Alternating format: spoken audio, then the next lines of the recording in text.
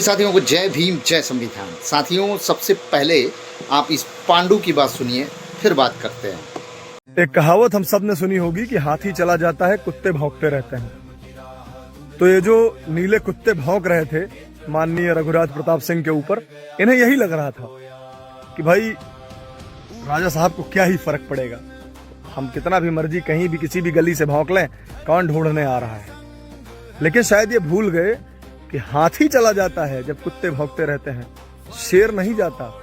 शेर पलट के मुड़ता है और चीड़ फाड़ देता है। तो ऐसे ही जितने भी नीले कुत्ते भौंक रहे थे, सबका इलाज प्रारंभ है। जगह सही समय देखकर सबका इलाज हो रहा है। जो छोटे कुत्ते हैं उनका तुरंत इलाज हो जा रहा है, जो बड़े कुत्ते हैं उनके लिए सही जगह और सही समय का इंतजार किया जा रहा है, वहां उनका इलाज होगा। एक नीला चमचोदा, अभी उसकी वीडियो दिखा रहा हूं आपको, ये देखो। उसके बाद आपको उसकी इस वीडियो का परिणाम दिखाता हूं। सनातन होगा उनके लिए, और सनातन जब रहेगा भारत में, तभी तो सनातन को तो हम खत्म करने के लिए नीला गमछा ओढ़ रखे हैं। और भारतीय संविधान को तो आंख उठाकर देख नहीं सकते। तुम जैसे कितने राजा है, कितने चले गए, और जिस दिन संविधान की तरफ तुम आंख उठाकर देख भी लिए ना, तुम्हारी आंखें निकाल ली जाएंगी। चल बोजड़ी के। अब गौर से देखना, सनातन को मिटाने की बात करने वाले इस नीले चमचोदे का सामना जब सनातनियों से होता है, तब इसकी हालत क्या होती है। ठीक है, मैंने जो भी कहा है मैं गलती मांग रहा हूँ भैया, मेरी बात ऐसी गलती नहीं है। अगर हुई तो नहीं होगी तो नहीं, संविधान के बारे में उन्होंने कहा, हमसे समझने में थोड़ी गलती हुई, लेकिन हमने सनातन को जो भी कहा है उसको एक्सेप्ट कर रहे हैं, हम गलती करेंगे। माँ चूत गई। देखो, ये बात तो सबको पता है कि ये जितने नीले कुत्ते भौंकते हैं ना सोशल मीडिया पर, इनमें से 99% ऐसे हैं जो एक कट्टर सनातनी, एक कट्टर हिंदू के सामने खड़े नहीं हो सकते एक सेकंड। तुरंत के तुरंत मूत के अपना पजामा गीला कर लेंगे ये। लेकिन इनका वो गीला पजामा तुम्हें दिख नहीं रहा, क्योंकि एक हाइड्रोसील एक्ट है। उसी हाइड्रोसील एक्ट वाली हगीज पहने हुए हैं, पैम्पर्स। तो वो हाइड्रोसील एक्ट सोख लेता है सब, उसी के दम पे ना ये हमेशा भौंकते रहते हैं।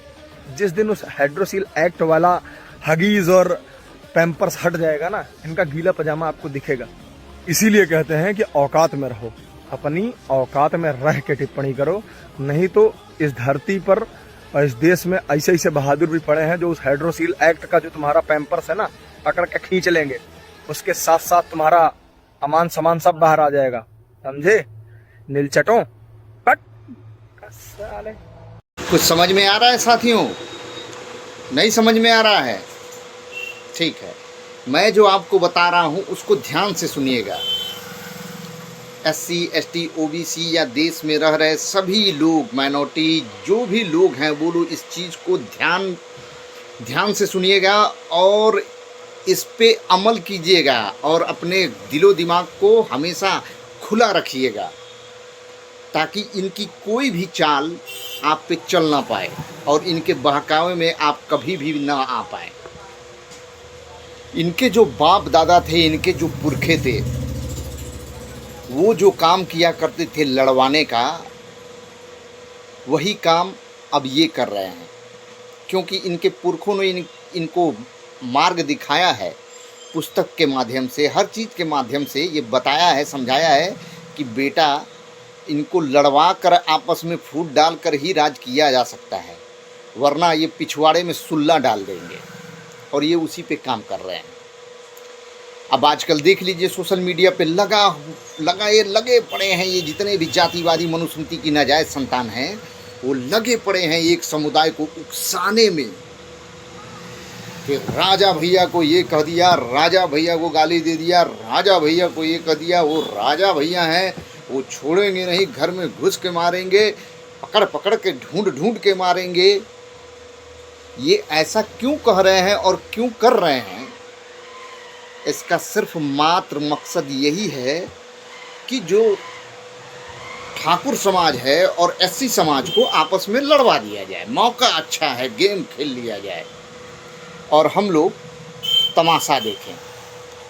तो मुझे ये बताना हरामखोरों, सोशल मीडिया पे आजकल अक्सर ब्राह्मणवादी लोग आकर के कह देते हैं कि ठाकुर जो है वो नाजायज संतान है, ब्राह्मणों से नियोग करवा करके उनकी घर की महिलाएं जो है ठाकुर बचे हुए हैं, इस तरह की जब बातें बोलते हैं तब तुम लोग कहाँ चले जाते हो बिल में? तब तुम्हें छत्री भाई का सम्मान नहीं नजर आता है, या फिर बोलने वाले तुम्हारे जीजा लगते हैं। खैर छोड़ो हराम खोरो।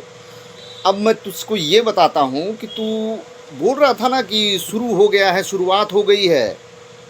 अबे पांडु, तुम लोगों के इसी जातिवादी की वजह से इधर भी शुरुआत हो गया है। नहीं विश्वास है? देख ले वीडियो।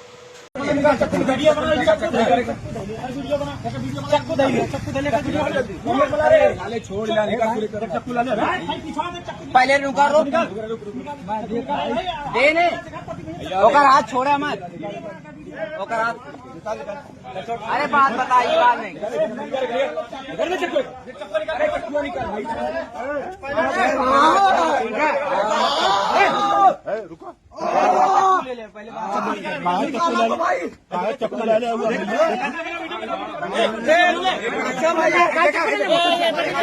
यार बताओ तो भाई,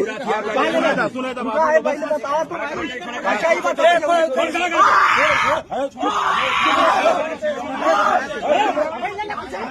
भाई, कुछ ना ले लो। पहली बात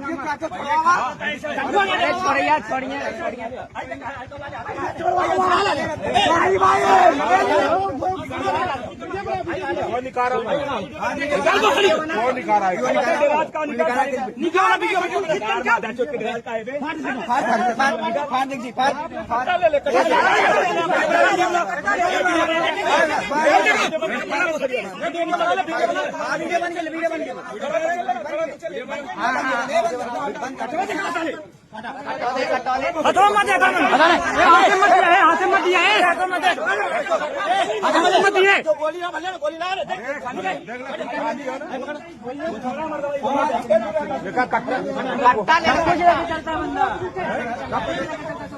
पूरा पूरा पूरा सब कुछ पता चलिए।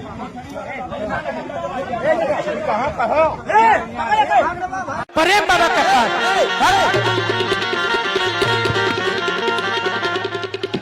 भाई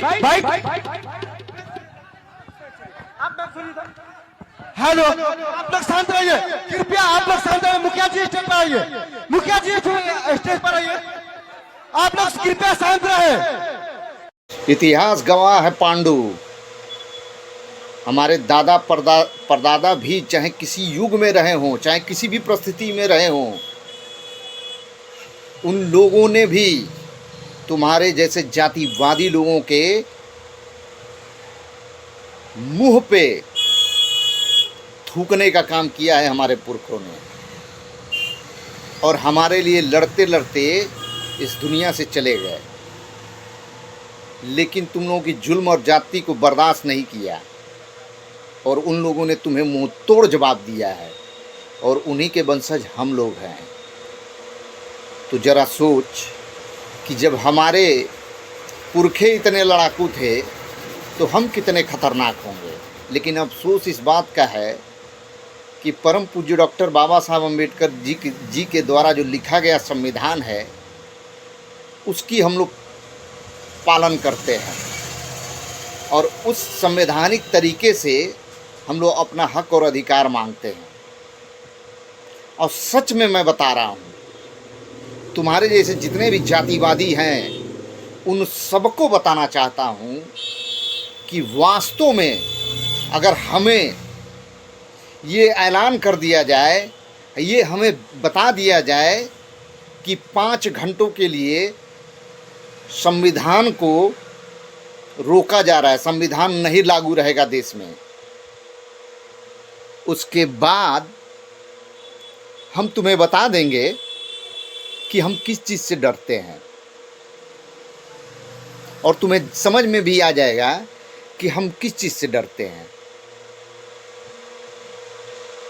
बेटा, हम चमार हैं, कहना तो नहीं चाहिए था, लेकिन मैं कह दे रहा हूँ, क्योंकि हम लोग के बाप दादा पुरखे जातिवाद के खिलाफ लड़े थे और जातिवाद को ख़त्म करना चाहते थे, और हम लोग भी वही काम कर रहे हैं कि जातिवाद ख़त्म हो, घर घर तक शिक्षा पहुँचे, हर घर में जितने भी बच्चे हैं पढ़े लिखे हों, शिक्षित समाज हो, ताकि वो सही क्या है गलत क्या है इस चीज़ को समझ सकें।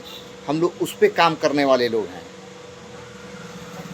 लेकिन तुम्हारे जैसे लोगों के लिए हम लोग वही हैं जो तुम जानना चाहते हो। पिछवाड़े में सुल्ला डाल देंगे, चाहे वो फिर कोई हो। समझ में आया मनुस्मृति की नाजायज संतान। सभी साथियों को जय भीम, जय संविधान। कर दो वीडियो शेयर।